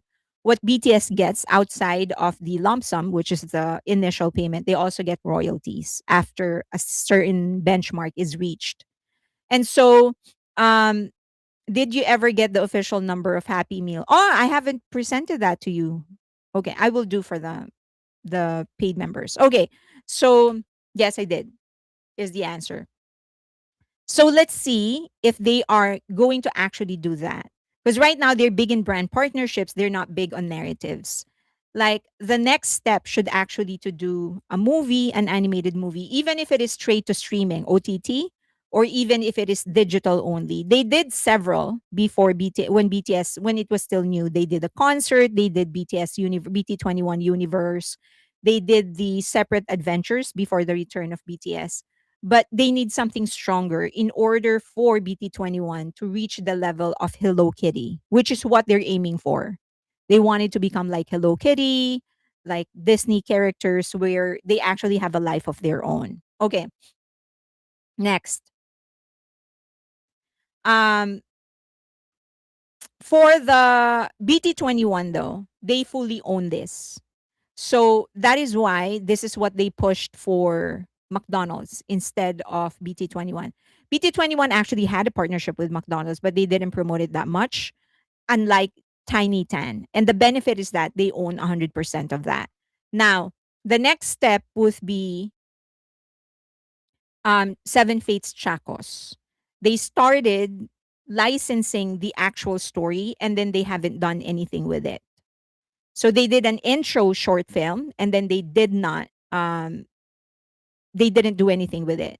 So apparently now one of the major projects being done by Hybe America is to set up the licensing for all of these properties of BTS.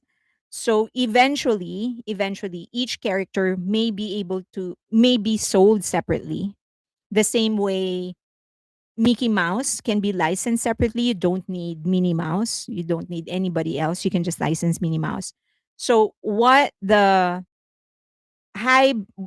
America wants to do was to give everybody a chance, each character, to be licensed separately. So for example, if I want to do um a a prequel, for example, a prequel for um Sane's character, I can just license Sane.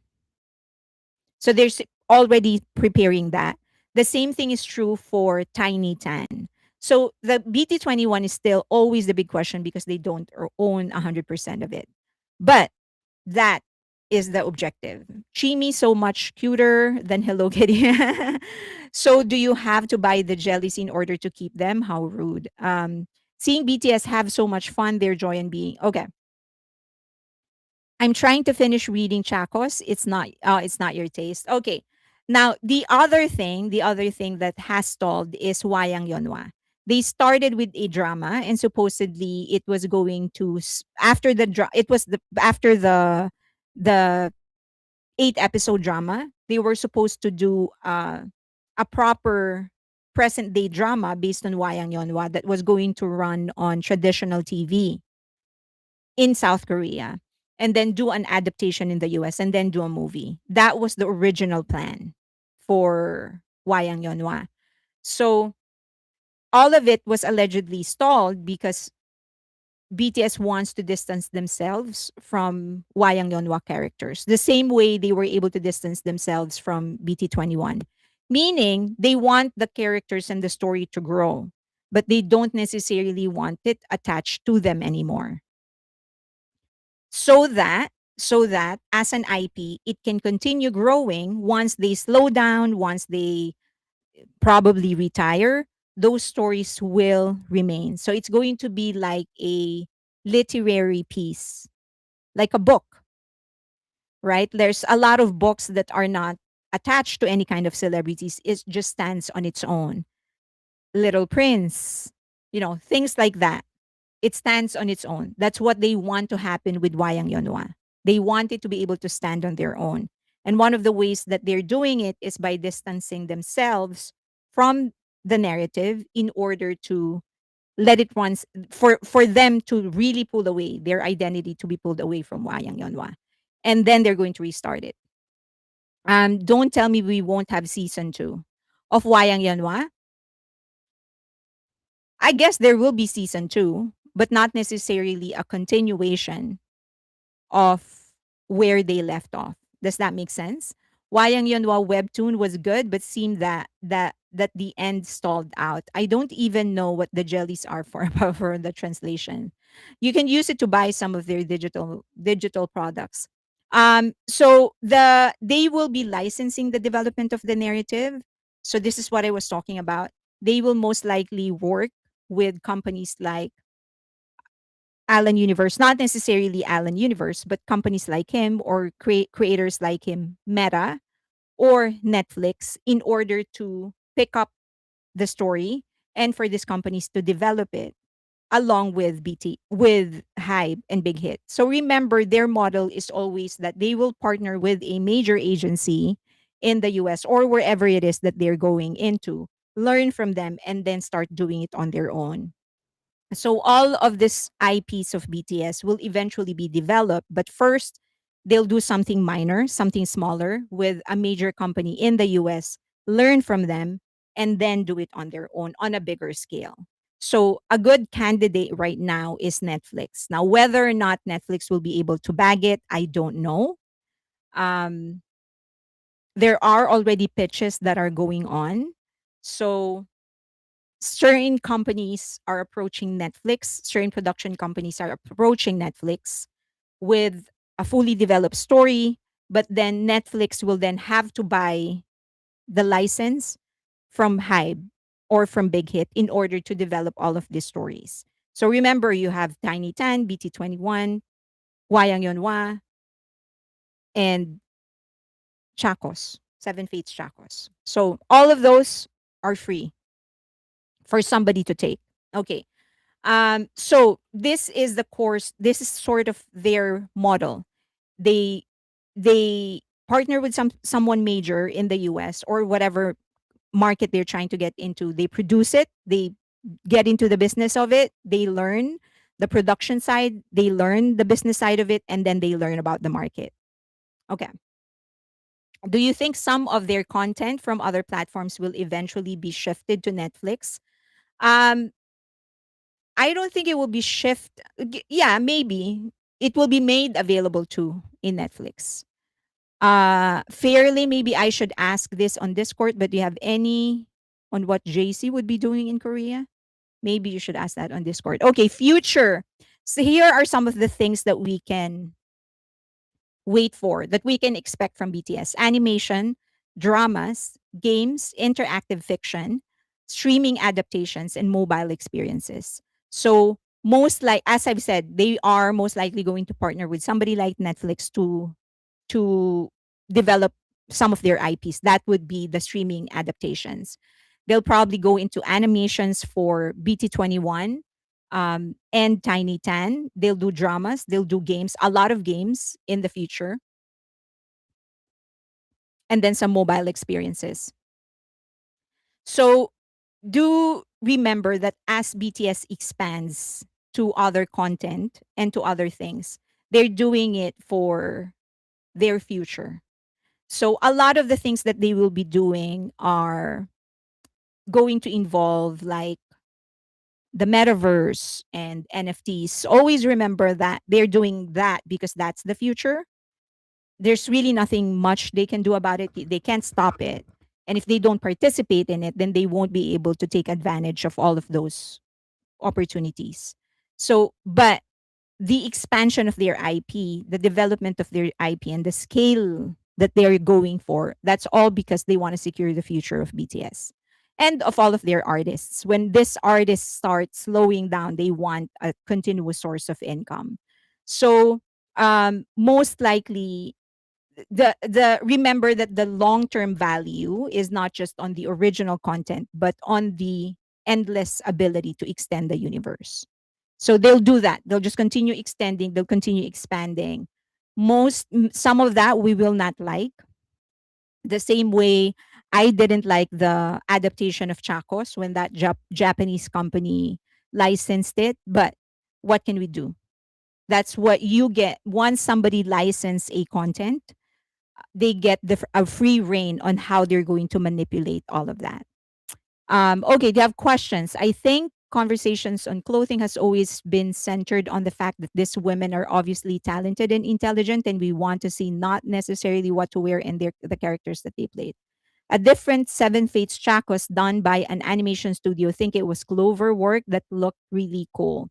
Yeah, that's the one that I don't like. Yes, they did have they licensed the IP. So they bought, like, they rented it. But when you, as I've said, like for example for Game of Thrones, um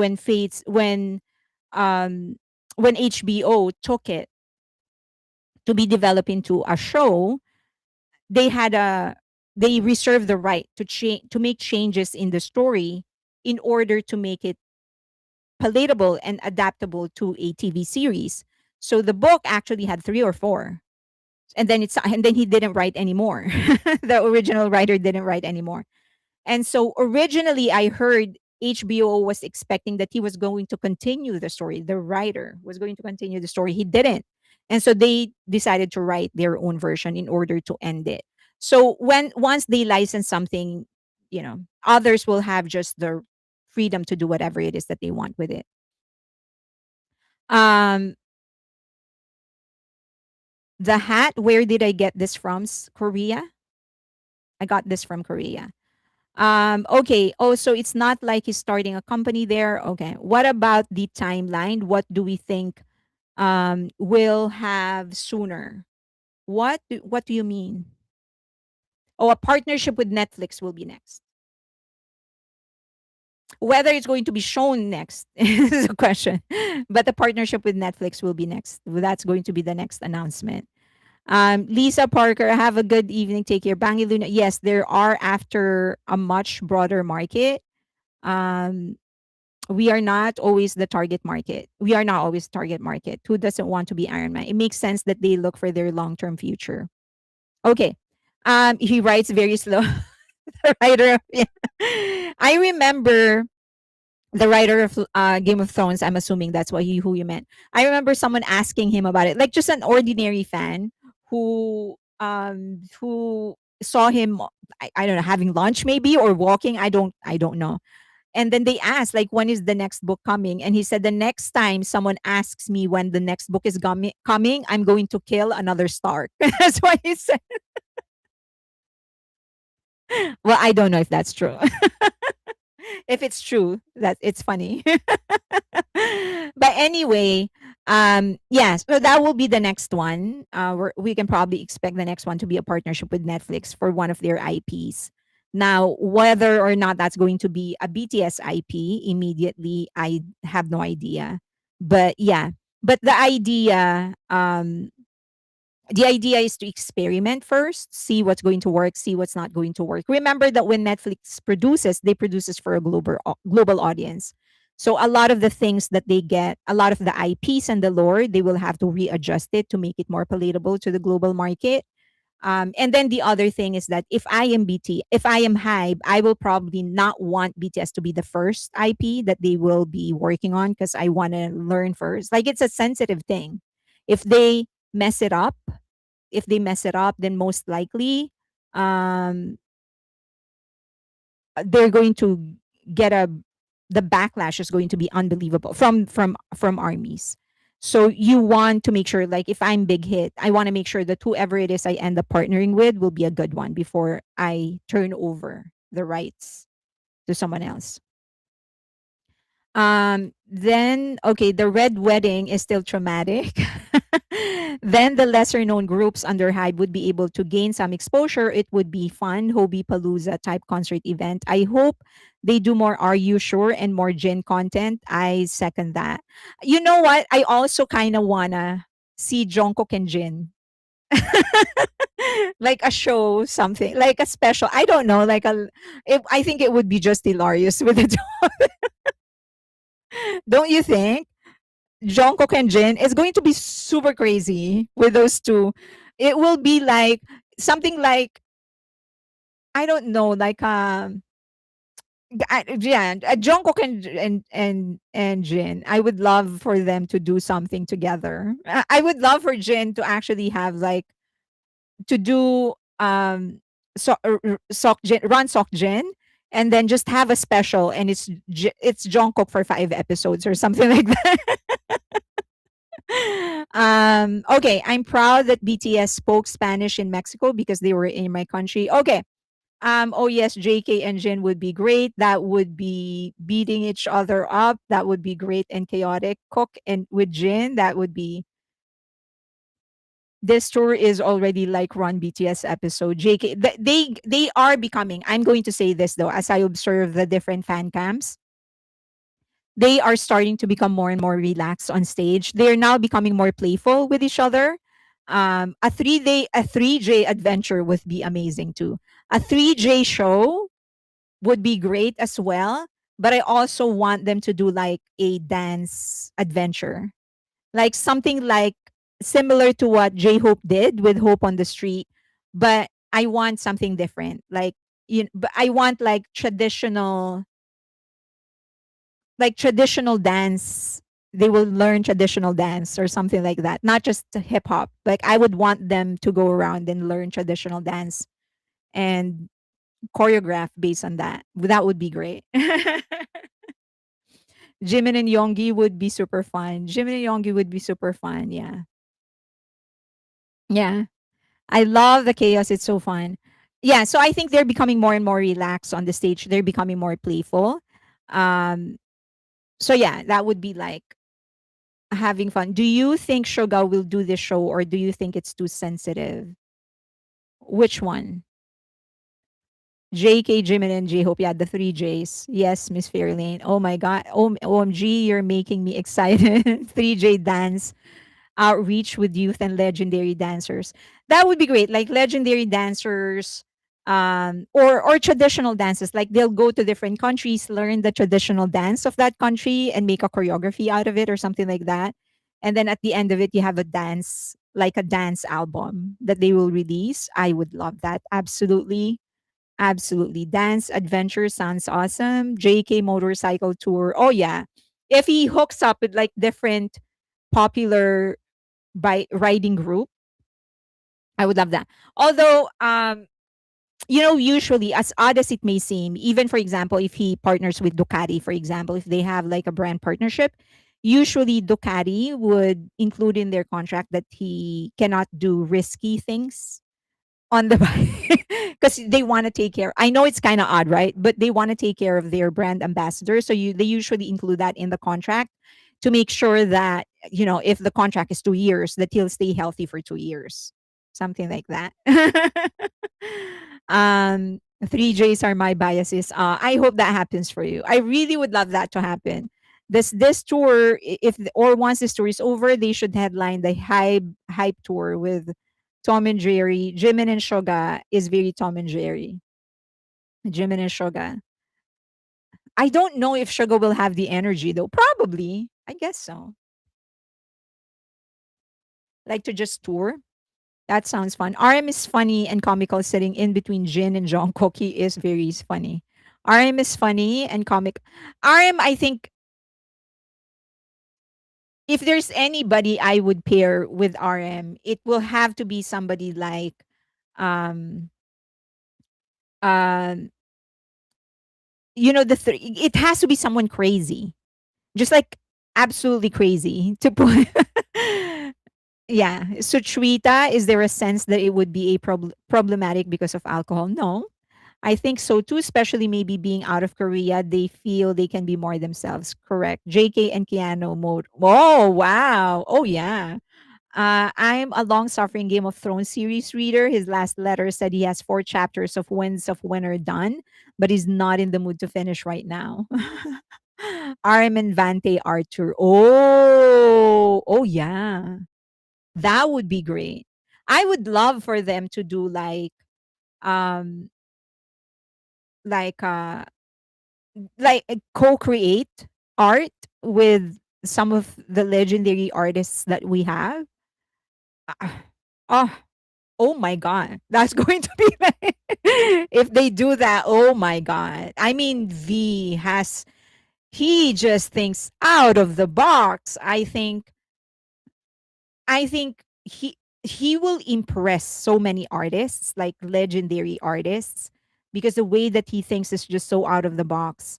Um yeah, like an art tour but participatory, meaning they will co-create art with these people.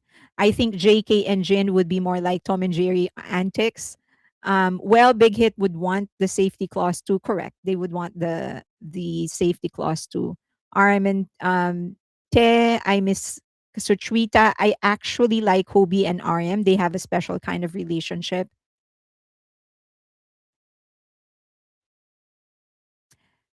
A Yung tour, the Yung line tour. Actually, no, it would probably great. Yeah, you're correct. RM J Hope and Jin, I think, would be crazy. RM and V, a great pair with the live with Jin was great. I would like to and RM. Yeah, absolutely. I hope they do that on our tour. Oh my gosh. And I don't want it confined in a one specific type of art as well. Like I want them to be able to experiment with different types of art. Theater, I think this is where V is going to shine. Like ah, he's just going to take it to town. The way that guy thinks is so different. They haven't tapped 1% of what he can really do, how he can conceptualize things. I think he will shine if he does this. I feel like they're currently quiet due to dopamine withdrawal from from M. Hoping for Sutrita season 2. Damn, I hope that big hit interns and are spying here will take notes. You would have to add JK with RM and Vante.